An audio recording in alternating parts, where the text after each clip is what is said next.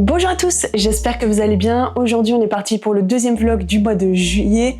Oui, de juillet, c'est ça. Donc aujourd'hui on est lundi 8 juillet. Ça n'a pas été le plus beau week-end des vacances pour commencer. Ces vacances scolaires, ça a été un peu catastrophique, il a plu tout le week-end. Mais au moins ça fait vraiment du bien à la végétation et à nous aussi parce que les chaleurs sont descendues et on a pu respirer un peu mieux et forcément on dort mieux. Je vois qu'il commence à pleuvoir pour aujourd'hui, je dois mettre les luminaires, tout ça parce que il fait un peu sombre dans la maison, pourtant il y a des fenêtres partout. C'est pas grave, c'est juste quelques jours comme ça, il va recommencer à faire beau là dans 2-3 jours, donc ça va être super sympa. On va partir pour notre vlog habituel, c'est-à-dire les lectures terminées, celles qui sont en cours, les différentes lectures communes, les réceptions, Bookhaul s'il y en a, et puis je vous parlerai un petit peu du blog et d'autres petites choses par la suite. On commence, pas de recette encore aujourd'hui, je pense que là pendant 2-3 semaines il n'y en aura pas parce que on va partir un peu en vacances dans les prochains jours, il faut préparer d'autres choses, je dois boucler pas mal de boulot ailleurs, donc pour les montages c'est un peu plus compliqué, donc je me dis on va faire un peu plus light et on viendra plus tard en force pour des recettes sympas. Je vous montre les livres que j'ai terminés la semaine dernière. Alors, je pense qu'il y en a pas mal qui sont en lecture numérique.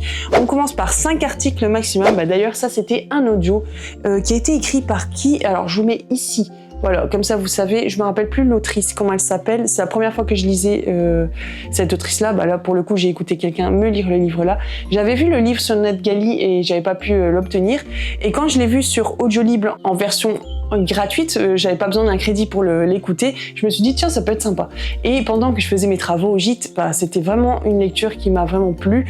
J'ai passé un très bon moment en fait. On est dans un roman où tout se passe essentiellement, c'est un peu comme un huis clos puisque tout se passe dans un magasin de vêtements et en fait on va avoir un petit peu les ressentis, les points de vue de différentes personnes. Donc autant une des vendeuses donc qui est un personnage central dans l'histoire, donc on va avoir sa vision des choses sur un peu comment ça se passe dans le magasin, quand elle reçoit des clients, quand elle s'en occupe, les différents types de clients qu'elle a, c'est vraiment très très intéressant. Puis on a aussi un peu cette vision des personnes qui viennent dans le magasin pour essayer des habits ou en acheter. Et on voit vraiment qu'il y a bien des profils différents, mais je pense que tout le monde le sait. Et en fait, le fait d'avoir écouté cette histoire-là, j'ai bien aimé parce que c'est un peu comme un feel-good, c'est vraiment sympa, un livre contemporain tranquille. Et dans tout ce qu'elle racontait, en fait, je me voyais un petit peu lorsque j'allais dans les magasins faire des emplettes et je me disais ah là, je me retrouve un peu plus comme cette cliente-là. Là, non, c'était pas du tout mon genre. C'était vraiment sympa. Et je vous encourage à aller l'écouter ou le lire si ce type de livre vous intéresse. Je trouve que c'est un livre qui peut se lire vraiment super bien en été sur un transat ou n'importe où vous voulez être tranquille et pas forcément avoir une concentration très forte en fait. Franchement, je me suis bien plu dans cette lecture, j'ai passé de bons moments. La personne qui lisait, c'était sympa, c'était assez dynamique, c'était bien. Franchement, une bonne lecture. J'ai lu en numérique La Reine des Neiges, pareil je vous mets ici parce que je ne me rappelle plus qui est l'auteur, c'est aux éditions d'Avalon et donc c'est un peu un service de presse puisque en fait quand j'avais vu leur Insta, j'avais dit qu'un livre m'intéressait, qui avait l'air vraiment intéressant, la thématique abordée et du coup l'autrice m'a dit si vous avez envie je peux vous l'envoyer en numérique en service de presse. Donc j'ai accepté et je l'ai lu et c'est un livre vraiment qui est pas très long. Et on a vraiment cette femme, donc l'écrivain, qui raconte un peu sa relation avec sa mère. Donc elle a appelé ça la Reine des Neiges parce que sa mère, elle la ressentait un peu comme quelqu'un qui est froid, qui n'a pas de sentiments, qui n'a pas de compassion, d'empathie, toutes ces choses-là, en tout cas qui cachait vraiment bien les choses au fond d'elle. Et en gros, dans cette histoire-là, elle nous raconte un peu comment elle voyait sa mère durant son enfance jusqu'à la mort de sa mère. Donc en fait, le livre commence par la mort de sa mère et elle dit que face à cette situation, elle ne ressent rien, elle n'est pas triste, elle ne pleure pas. Et après, du coup, elle nous raconte vraiment tout du début jusqu'à ce moment-là. Pourquoi, en fait, elle est dans cet état-là, pourquoi elle ne ressent pas grand-chose. C'est vraiment très intéressant et pour le coup, c'est pas un livre, c'est pas un feel-good, c'est pas quelque chose où vous allez être le sourire, vous allez avoir le smile, le sourire. C'est plus un peu de l'introspection, celle qui a écrit, elle se pose vraiment beaucoup de questions. Qu'est-ce qu'elle n'est pas chez elle, ou sa mère, pourquoi elle était comme ça. Peut-être qu'elle a eu une enfance pas très bonne. Il y a des choses qui ont fait qu'elle s'est mise sous une carapace et elle ne montrait pas beaucoup de choses, beaucoup de sentiments pour se protéger peut-être. Et la manière dont elle agissait avec ses enfants, peut-être aussi c'était une façon de se protéger aussi par rapport à certaines choses qu'elle avait pu vivre ou qu'elle vivait encore dans le présent. Donc j'ai bien aimé parce que on en apprend beaucoup en fait sur les relations humaines. Faut dire on est beaucoup dans le côté psychologique. Si vous aimez beaucoup tout ce qui est côté psychologique des personnages, ce livre-là vous pouvez aller le lire sans problème, et c'est vraiment une relation entre deux personnes. Il y a des petites personnes qui tournent autour, mais c'est vraiment la fille et la mère essentiellement, et j'ai passé un bon moment. Ensuite, je regarde toujours sur mon téléphone, Moi qui n'ai pas connu les hommes, que j'ai lu via la plateforme NetGalley et dont j'en avais entendu beaucoup de bien sur la chaîne de Lady Woodmouse, vous pouvez aller voir là-bas. Donc Moi qui n'ai pas connu les hommes, pareil, c'est un roman qui est vraiment pas long, il fait moins de 200 pages et honnêtement j'ai bien aimé. C'était vraiment une histoire pour le coup très originale et qui m'a un peu perturbée, mais dans le bon sens. C'est-à-dire que on est plus dans le futur, mais on ne sait pas réellement quand, quelle année, tout ça.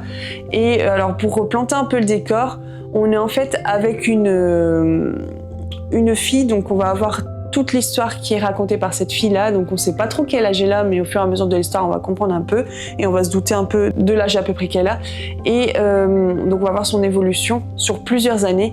Cette fille-là, elle est avec d'autres femmes, environ 40, dans une sorte de cave. Elles sont enfermées, un peu emprisonnées, et il y a des gardiens qui tournent autour d'elles toute la journée, 24 heures sur 24, elles ne peuvent pas s'enfuir, elles ne peuvent pas sortir, elles doivent faire leurs besoins devant tout le monde, se nettoyer, tout ça devant tout le monde. On leur apporte juste de quoi faire à manger et elles peuvent se nourrir, mais c'est tout. Et elles vivent comme ça depuis un certain temps. On ne sait pas vraiment en fait combien de temps. Mais quand on voit certaines femmes, on se dit que ça peut durer depuis un bon moment.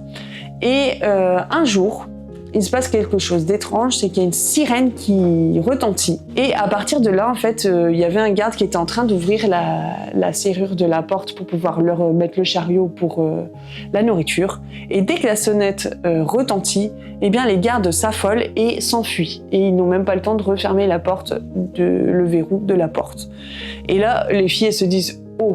Qu'est-ce qui se passe ? Elles comprennent rien du tout parce qu'il y a une sorte de routine en fait qui s'est créée. Il y a rien qui se passait quoi, à part leur journée habituelle sous garde. Et là donc la jeune, celle qui raconte l'histoire, elle se dit c'est le moment, il faut sortir, il faut s'enfuir. Et elle a jamais connu l'extérieur, elle sait pas du tout comment ça se passe, elle ne se rappelle pas du tout de sa famille, rien du tout. C'est comme si elle avait vécu que dans cet endroit-là. Donc elle ne connaît pas du tout le monde extérieur, elle sait pas du tout à quoi ça ressemble, sauf par rapport au dire des autres femmes qui sont dans la cave avec elle. C'est tout, mais elle a du mal vraiment à s'imaginer puisqu'elle n'a jamais vu et vécu. Donc elles décident de sortir, mais elles font attention parce qu'elles ont peur que les gardes reviennent et puis qu'elles se fassent battre et peut-être bien pire.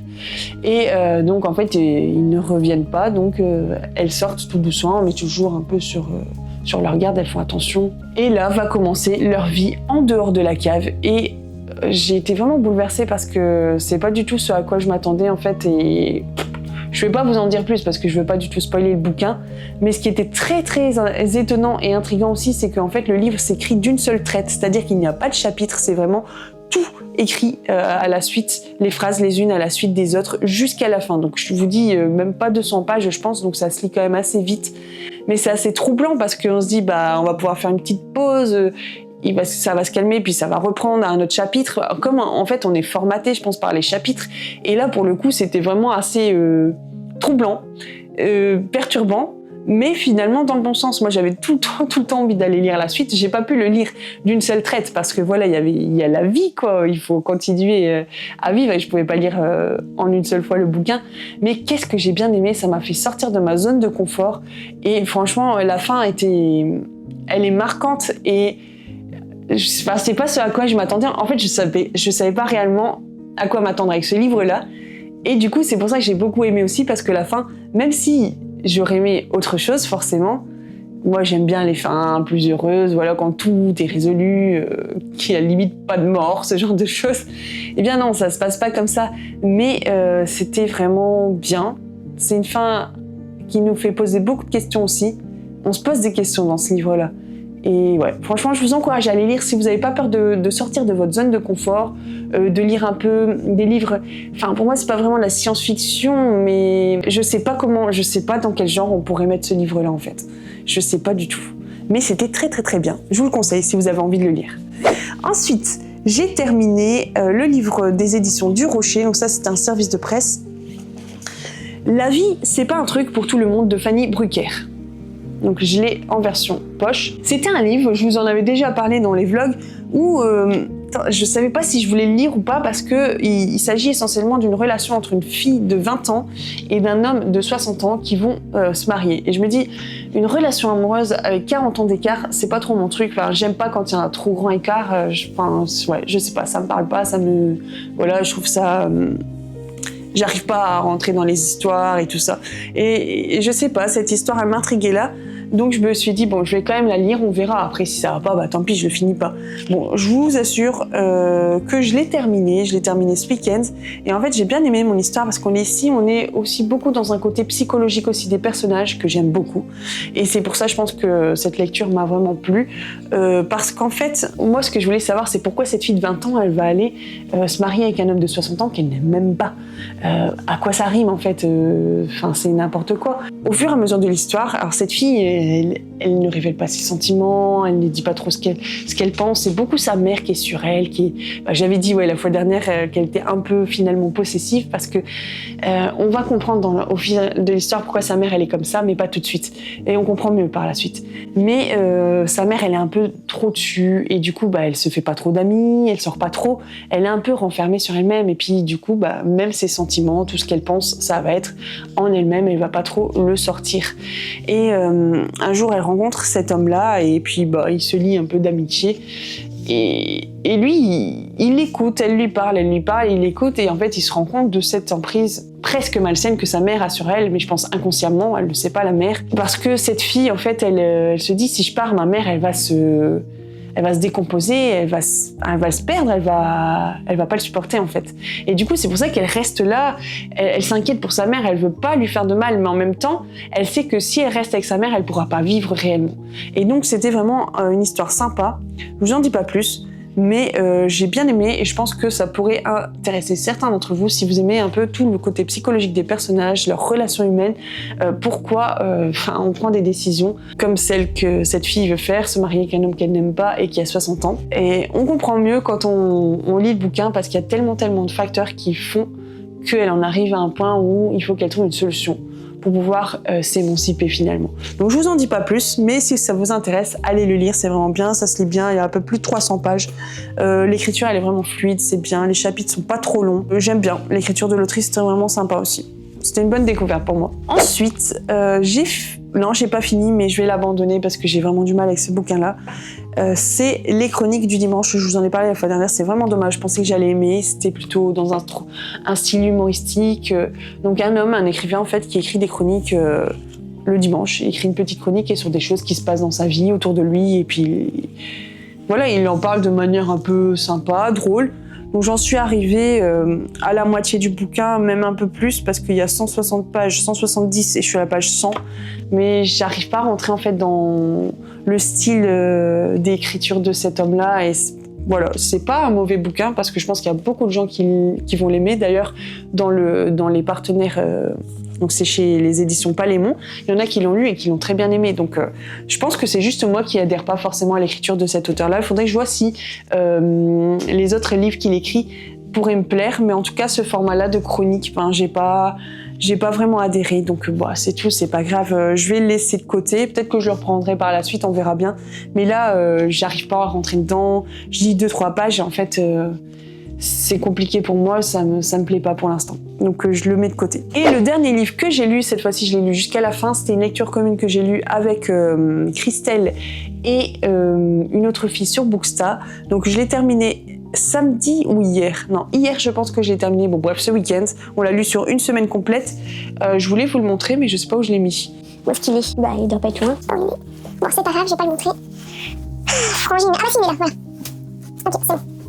Je l'ai trouvé, donc c'est Frangine de Adèle Bréau, et comme je disais aux filles sur Booksta, je pense que c'est le seul livre que j'ai lu de cette autrice-là, j'en ai pas lu d'autres, je sais pas combien on a lu d'autres, je sais qu'elle a écrit L'heure des femmes et les deux, donc Christelle et l'autre fille sur Booksta l'ont lu et ont bien aimé. Donc ici on était dans une histoire où on a 3 sœurs qui sont plutôt proches, elles se racontent tout et en fait elles font leur propre vie mais chaque été elles retournent dans la maison familiale. On va savoir qu'il y a eu un événement assez compliqué l'année dernière, donc par rapport au début de l'histoire en fait, et que tout a été bouleversé pour leurs vacances, ça ne s'est pas passé comme prévu et à partir de là voilà, ils vont avoir une nouvelle routine.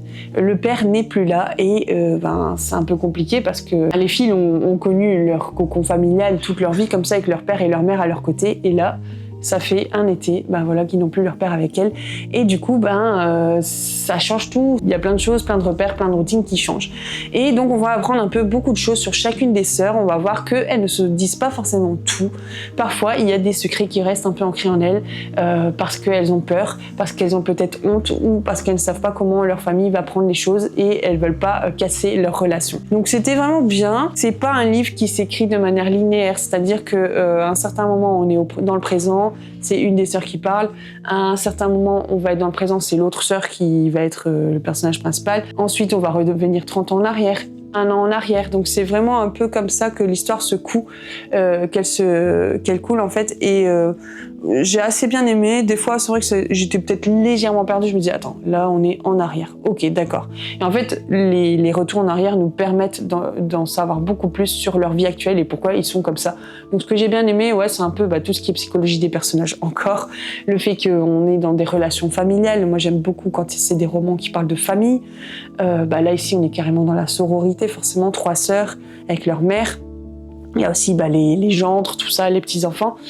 Et toutes ces petites choses qu'on ne se dit pas et pour telle ou telle raison. Et ça, c'est intéressant parce que justement, le livre nous apprend un peu dans la manière dont c'est écrit pourquoi il y a des choses qui ont été tues.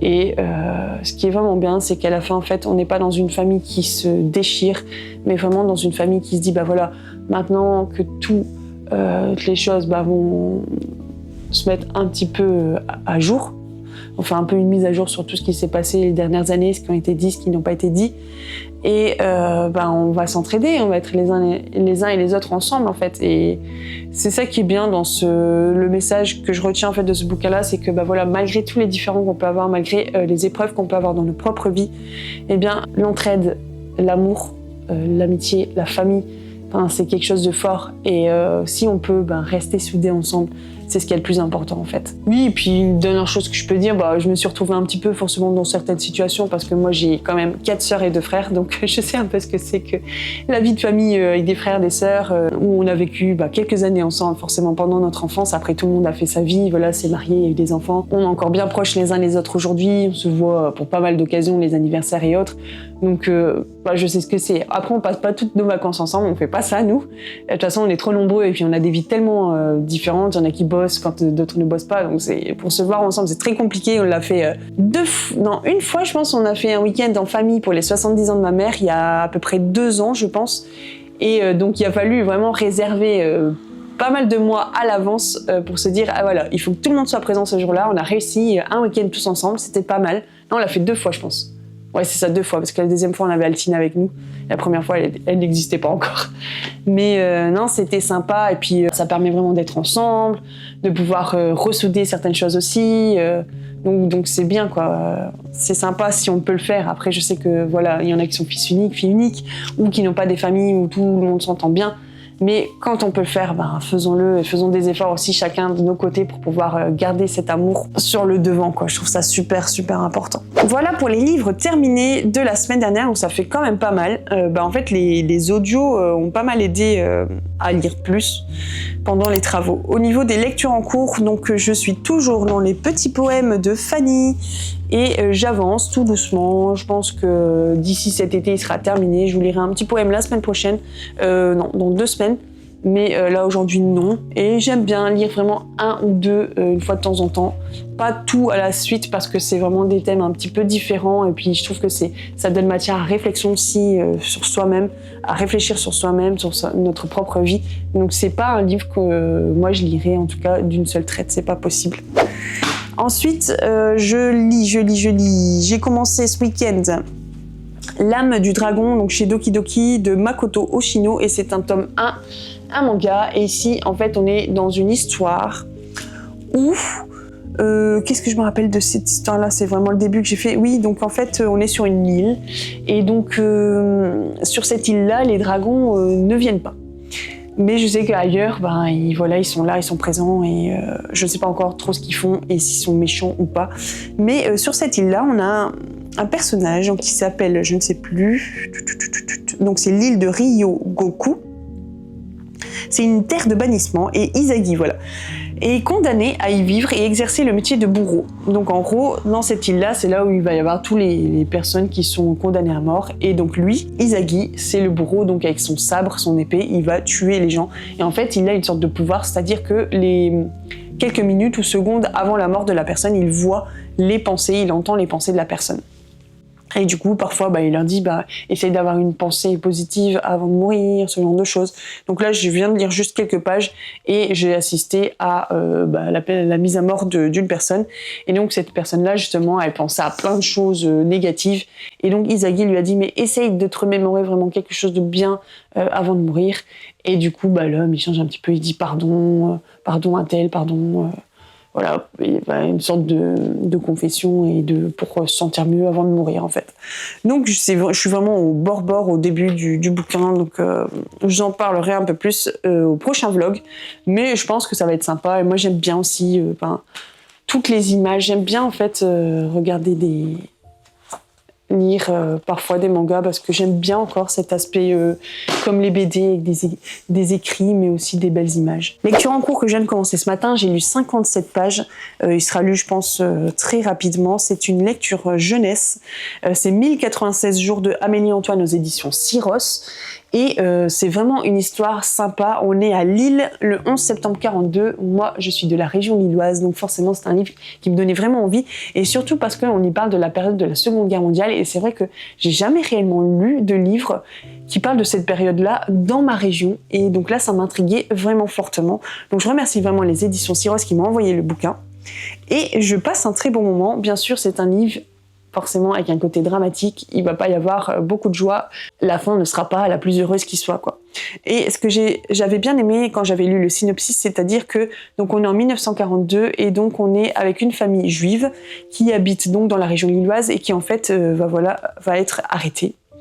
Et ils vont aller à la gare de Fives, donc pas loin de Lille. Et donc en attendant le train et tous les autres juifs qui arrivent, eh bien il y a un homme qui va venir près d'eux et qui va leur dire si vous voulez, je peux vous aider à sauver vos enfants. Il faut me les laisser, dites-moi chez qui je les rapporte et ils seront sauvés. Et donc là, à partir de là, on va avoir deux histoires différentes.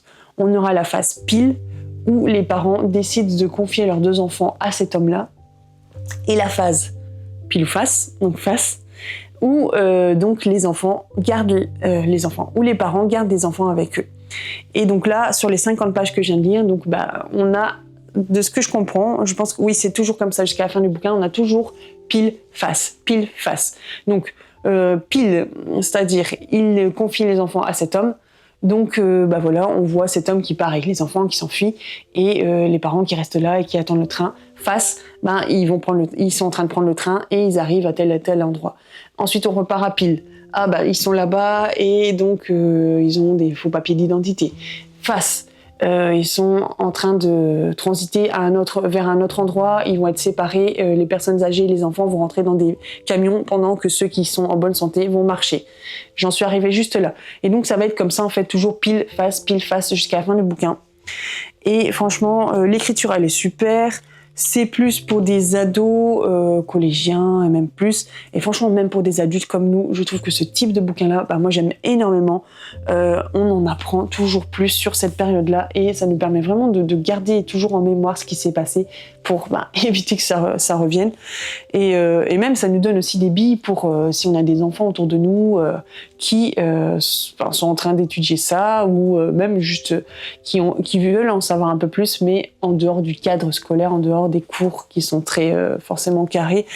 Et là, juste un livre, parfois, ça peut aussi dérouiller des choses et ça peut aussi aider les enfants à entrer dans la lecture parce qu'ils vont trouver des thèmes, des sujets qui vont peut-être les intéresser et qui vont les pousser à lire plus et encore plus.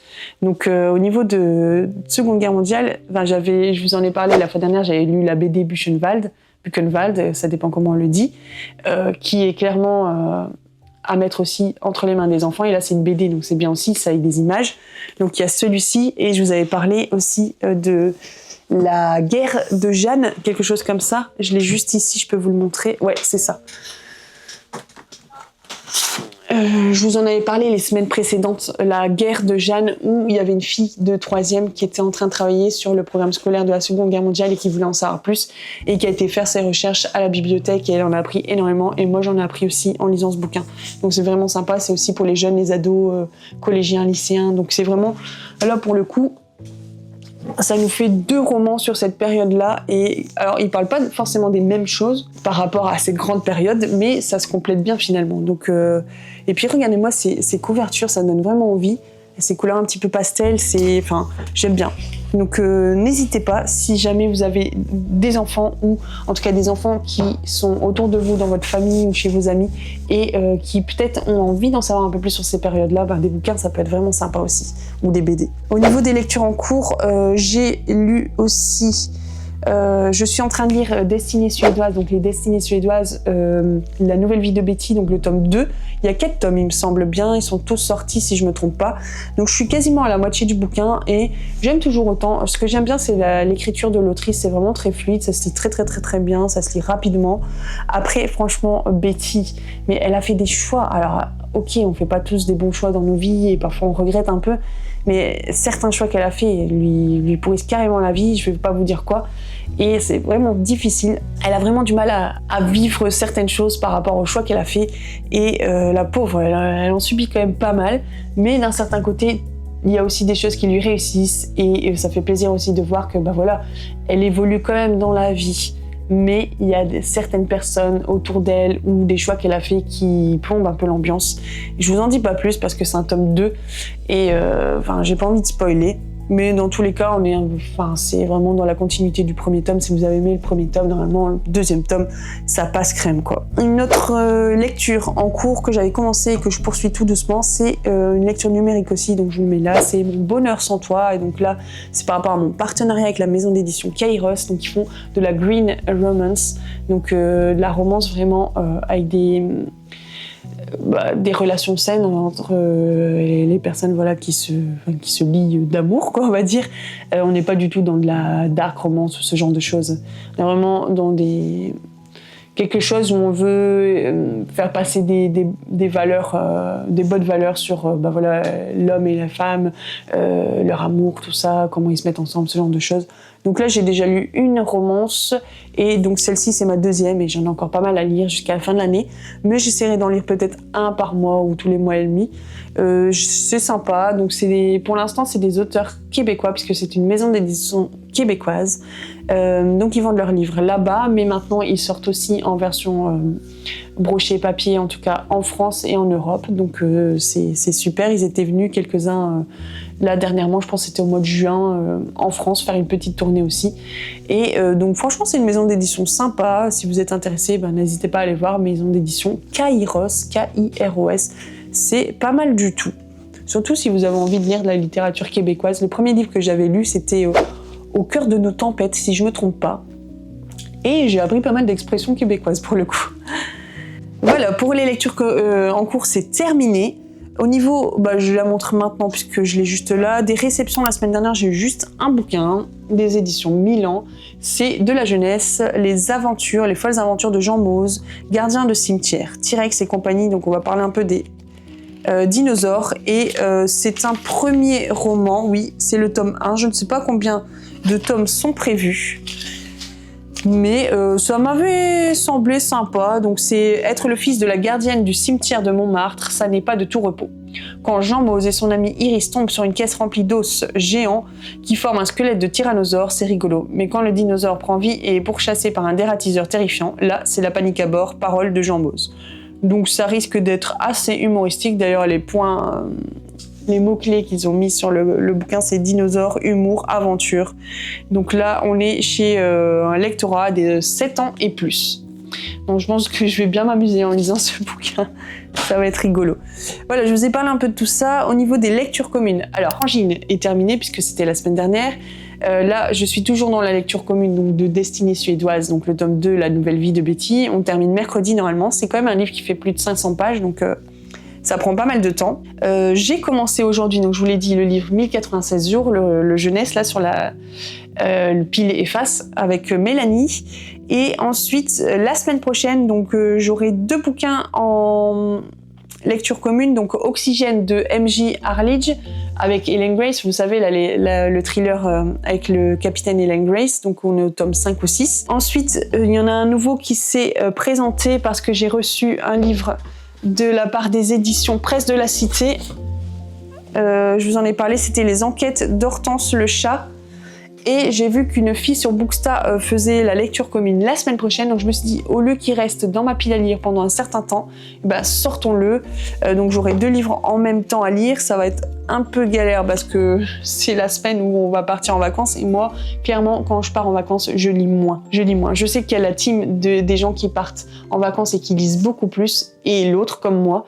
Et franchement, moi, j'arrive à mieux gérer mes temps de lecture dans ma vie quotidienne où je bosse que lorsque je pars en vacances. Parce que quand je pars en vacances, on va faire on sort, on reste pas dans la maison, on va faire des randonnées, on va visiter des villes, ce genre de choses. Et en gros, on est dans la maison finalement un peu le matin, le midi si on y est, et le soir. Et du coup, je lis pas énormément, je lis beaucoup moins en fait. Généralement, je pars pas en vacances dans des endroits où il y a une piscine et je me mets sur un transat ou à la mer et je me mets sur une serviette. Mon mari n'est pas trop comme ça, donc on fait... Moi, j'aime bien, mais pas trop non plus. Donc on fait en général plus des vacances où on sera en randonnée en action. Donc forcément, pour lire, c'est un peu compliqué. Et je vais pas mettre un audio dans mes books si j'ai mon mari à côté. Ça le fait pas trop, quoi. Donc oui, la semaine prochaine, je vais lire celui-ci en lecture commune et donc celui de M.J. Arledge. Il y aura aussi mon anniversaire. Donc ouais, ça va être un petit peu mouvementé.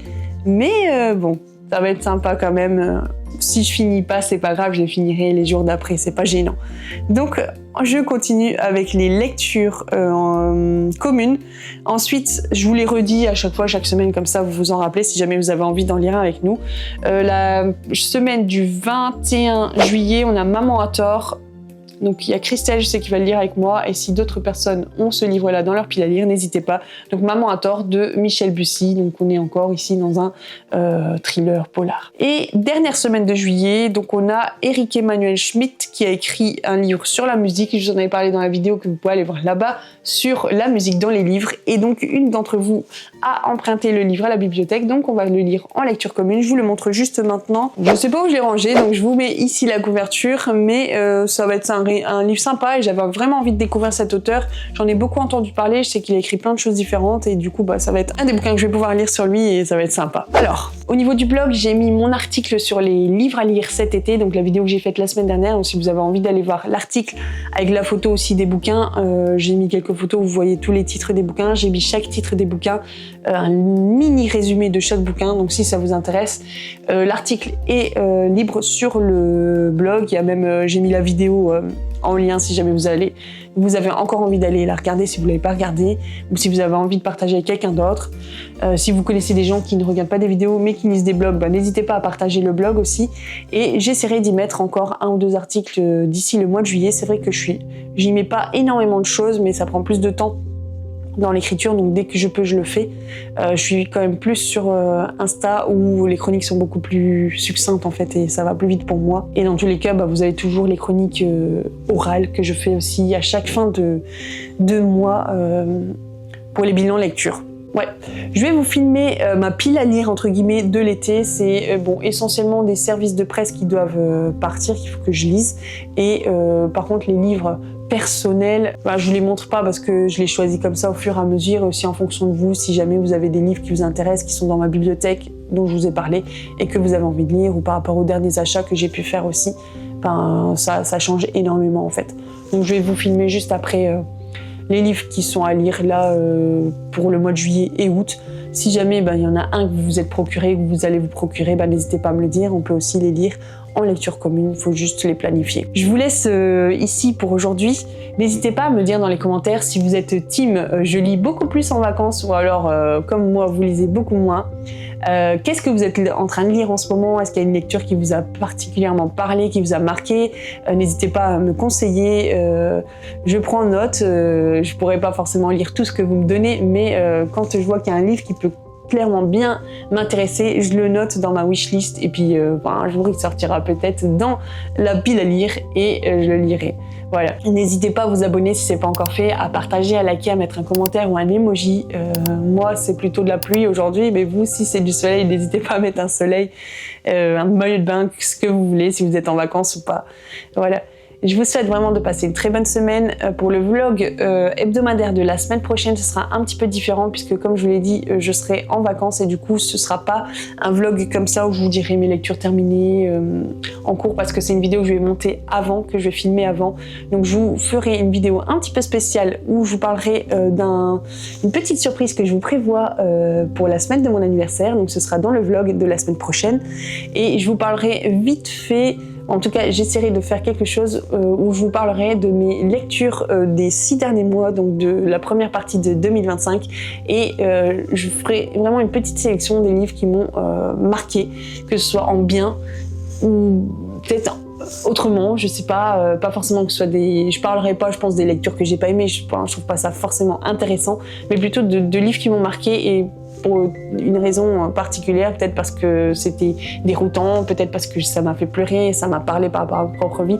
Il peut y avoir vraiment plein de causes. Il peut y avoir vraiment plein de causes pour lesquelles j'ai aimé ou pas un bouquin, et donc je vais vous faire ça un petit peu dans le vlog de la semaine prochaine, où ce sera plutôt un vlog un petit peu thématique, où je vous prépare une petite surprise. Je vous parlerai vraiment de mes 6 derniers mois et ce sera à peu près tout. Ce sera pas une très grosse vidéo parce qu'il faut que j'ai le temps de la monter avant de partir. Et le samedi, je ne sais plus ce que j'ai prévu, mais bon, vous verrez bien. Soit je fais une seule vidéo, si j'arrive à monter un maximum de vidéos, vous aurez les 2 vidéos habituelles la semaine prochaine, mais un peu différemment, un peu tournées différemment. Soit j'en mettrai qu'une sur 2, on verra en fonction de ce que j'ai comme temps cette semaine pour pouvoir travailler les vidéos. Voilà, je pense que je vous ai tout dit. Au niveau des pâtisseries, pareil, j'en ferai, mais plus tard. Là, je peux pas, c'est pas possible. Je vous souhaite vraiment de passer une très très bonne semaine. N'hésitez pas à aller voir les autres vidéos aussi de la chaîne, à vous abonner aussi à mon compte Instagram où je suis quand même régulièrement présente dans les stories, dans les publications, ou à aller voir aussi le blog et pouvoir commenter les articles que j'y mets. À très bientôt. C'était les mots d'or.